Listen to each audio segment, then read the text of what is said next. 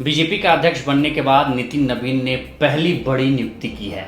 पिछली नियुक्तियों को रद्द करते हुए, यानी कि इससे पहले जेपी नड्डा ने जिन जिन को प्रदेश अध्यक्ष की कमान सौंपी थी उनको उन्होंने हटा दिया है और अपनी नई नियुक्ति की है, जिसमें सबसे बड़ा नाम पंजाब से निकल कर आया है, केवल सिंह ढिल्लों। केवल सिंह ढिल्लों को पंजाब प्रदेश की कमान सौंपी गई है। 2027 में चुनाव है, इसको लेकर तमाम कयास लगाए जा रहे थे कि बीजेपी पंजाब में किसी भी हद तक जाने के लिए तैयार है। जिस प्रकार से बंगाल में उसने अपनी सरकार बनाई है, उसी तरह पंजाब में सरकार बनाने के लिए ललायित है।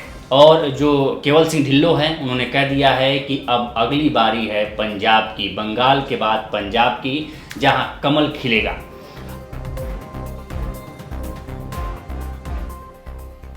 अब केवल सिंह ढिल्लों कौन है? केवल सिंह ढिल्लों कभी राहुल गांधी के सिपाही रह चुके हैं। 2007 में कांग्रेस के टिकट पर बरनाला से चुनाव लड़े, विधानसभा का चुनाव जीते। 2012 में बरनाला से चुनाव लड़े, चुनाव जीते। 2017 में हार गए आम आदमी पार्टी से। 2022 में टिकट नहीं मिला। जब टिकट नहीं मिला तो खटपट होने लगी कांग्रेस के साथ और कांग्रेस उन्होंने छोड़ दिया और बीजेपी से जा मिले और बीजेपी में पहुंच गए। उसी समय 2022 में भगवंत मान अपने संगरूर, जो लोकसभा अमृतसर में लोकसभा क्षेत्र है, वहां से उन्होंने इस्तीफा दिया था। वहां चुनाव हुआ था तो बीजेपी के टिकट पर वो चुनाव लड़े थे, लेकिन वहां भी वो हार गए थे। लेकिन अब नितिन नवीन ने, अमित शाह ने, केंद्रीय मंत्री अमित शाह ने और प्रधानमंत्री नरेंद्र मोदी ने उन्हें बीजेपी की कमान पंजाब में सौंपी है। चूंकि वो जाट पंजाबी नेता हैं, तो इसके मायने भी ढूंढे जा रहे हैं कि आखिर जो हिंदुत्व के ब्रांड को बीजेपी पूरे देश भर में लेके घूम रही है, वहाँ जाट पंजाबी को प्रदेश अध्यक्ष बनाने के क्या मायने हैं। दरअसल ये कांग्रेस के सिपाही रह चुके हैं, जैसा हमने पहले बताया है कि कितने बार कांग्रेस से टिकट लड़ चुके हैं। हालांकि इससे पहले जो सुनील जाखड़ बीजेपी के अध्यक्ष थे, वो भी कांग्रेसी ही थे, वो अलग नहीं थे।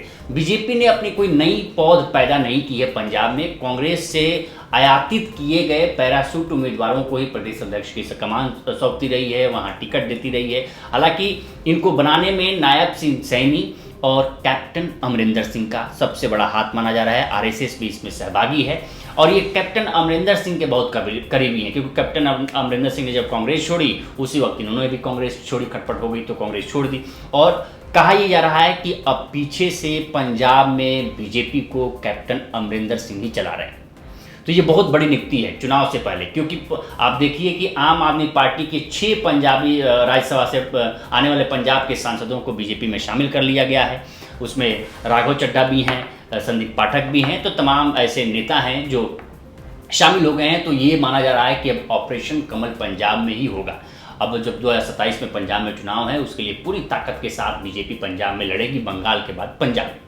दूसरा जो नियुक्ति हुई है वो हरियाणा में है। काफ़ी चर्चा का विषय बना हुआ है कि अर्चना गुप्ता, जो 2020 में बीजेपी में शामिल हुई, वो इतना जल्दी कैसे प्रोग्रेस कर गई कि हरियाणा की प्रदेश अध्यक्ष हो गई। और इन 4 में से एक महिला नियुक्ति हुई है और इसका भी संदेश काफ़ी जाएगा, क्योंकि महिला नेतृत्व की बात बीजेपी धीरे धीरे कर रही है और युवाओं को भी भागीदारी दे रही है। लेकिन अर्चना गुप्ता की नियुक्ति पे कई जो राजनीति गलियारों में चर्चा है, उसमें ये कहा जा रहा है कि क्या मनोहर लाल खट्टर की साया से सैनी साहब बाहर निकल रहे हैं। हालांकि अर्चना गुप्ता को मनोहर लाल खट्टर की ही गुट का माना जाता है, तो ये माना जा रहा है कि यहाँ भी मनोहर लाल खट्टर की ही चली है। अर्चना गुप्ता उन्हीं के गुट की थी। हालांकि नायब सिंह सैनी भी उन्हीं के गुट के हैं, लेकिन ये नायब सिंह सैनी पर आरोप लगते रहे हैं कि वो मनोहर लाल खट्टर की साया से बाहर नहीं निकल पा रहे हैं। लेकिन एक बात ये अब तय हो गई है कि हरियाणा में अर्चना गुप्ता को प्रदेश अध्यक्ष बना के बीजेपी ने बहुत कुछ साधा है। तीसरा जो नाम है वो दिल्ली का है। दिल्ली में जो नियुक्ति हुई है वो भी बड़ा आश्चर्यचकित करने वाली है। हर्ष मल्होत्रा, जो पंजाबी परिवार से आते हैं, पंजाब में चुनाव है, दिल्ली नज़दीक है, पंजाब दिल्ली का दिल्ली में बहुत समानता है, पंजाबियों की काफ़ी संख्या दिल्ली में है। तो हर्ष मल्होत्रा की भी नियुक्ति, क्योंकि ये पूर्वी दिल्ली से सांसद हैं, उस दिल्ली से जहाँ से गौतम गंभीर ने अपनी सीट छोड़ी थी, उन्हीं के सीट पर हर्ष मल्होत्रा को टिकट दिया गया। 2024 में पहली बार वो चुनाव जीते और चुनाव जीतने के साथ इनको मोदी कैबिनेट में भी जगह मिली है। केंद्रीय राज्य मंत्री हैं, परिवहन राज्य मंत्री हैं। तो आप इस बात से समझ सकते हैं कि पहली बार लोकसभा का चुनाव लड़े और पहली बार मोदी कैबिनेट में शामिल हो गए, तो कितना बड़ा इम्पैक्ट है और बहुत तेज़ी से प्रोग्रेस। हालांकि ये पार्षद भी दिल्ली में रह चुके हैं, उसके बाद दिल्ली चेयरमैन भी एमसीडी के चेयरमैन भी रह चुके हैं, लेकिन इनकी नियुक्ति पे भी राजनीतिक गलियारों में चर्चा है कि हर्ष मल्होत्रा की नियुक्ति भी 2027 के पंजाब चुनाव को देखते हुए यहाँ की गई है। तो पूरा फोकस बीजेपी का पंजाब पे है।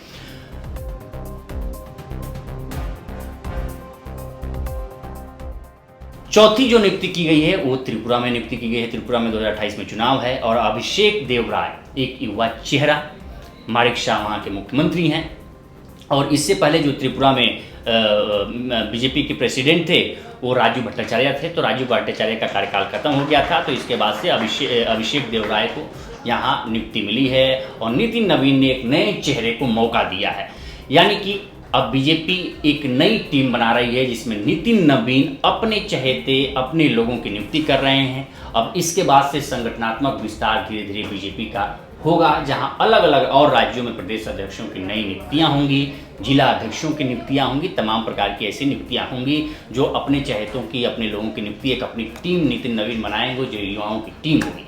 अभी तक जो सबसे बुजुर्ग नियुक्ति हुई है नितिन नवीन की टीम में वो पंजाब में है। केवल सिंह ढिल्लों 75 साल के हैं। पंजाब में कैसे कमल खिलाएंगे ये भी उनके ऊपर एक चैलेंज होगा। और पंजाब में बीजेपी का कैडर बहुत मजबूत नहीं है, उसको भी बीजेपी कैसे साधती है, क्योंकि आम आदमी पार्टी पिछले 5 साल से सत्ता में है, 4 साल से सत्ता में है, अगले साल चुनाव है, तो वहाँ एंटी इनकम्बेंसी भी थोड़ी आम आदमी पार्टी को लेके होगी। लेकिन कांग्रेस भी कम नहीं है, वहाँ कांग्रेस पूरी तरीके से मुस्तैद है कि कैसे वो सत्ता में वापसी करेगी, कांग्रेस की अपनी रणनीति है। लेकिन कांग्रेस को घेरने के लिए कांग्रेस के ही सिपाही को बीजेपी ने वहाँ प्रदेश अध्यक्ष बना लिया है। हालांकि इसको लेके एक नाराजगी रहेगी बीजेपी के अंदर, क्योंकि बीजेपी में जो लोग काम करते आए हैं, जो खून पसीना बहाते आए हैं, अगर उनको आप तवज्जो नहीं देते हैं तो ये सवाल उठता है। बिहार में भी यही मामला हुआ, असम में भी यही हुआ। तो जहाँ जहाँ पैराशूट उम्मीदवार की तरह लेके आया जा रहा है, तो बीजेपी के जो आम कार्यकर्ता हैं उनमें नाराजगी है। लेकिन पंजाब को जीतने के लिए बीजेपी हर कोई कोई कसर छोड़ना नहीं चाहती। कैप्टन अमरिंदर सिंह के करीबी हैं। आखिर 2027 में किस तरीके से बीजेपी पंजाब में चुनाव लड़ती है देखने वाली बात होगी। लेकिन नितिन नवीन की टीम में जो 4 नियुक्तियाँ हुई हैं वो काफ़ी महत्वपूर्ण मानी जा रही है और आने वाले 5-10 सालों की राजनीति की रूपरेखा बीजेपी की दिखाती है कि बीजेपी किस रास्ते पर चलने वाली है।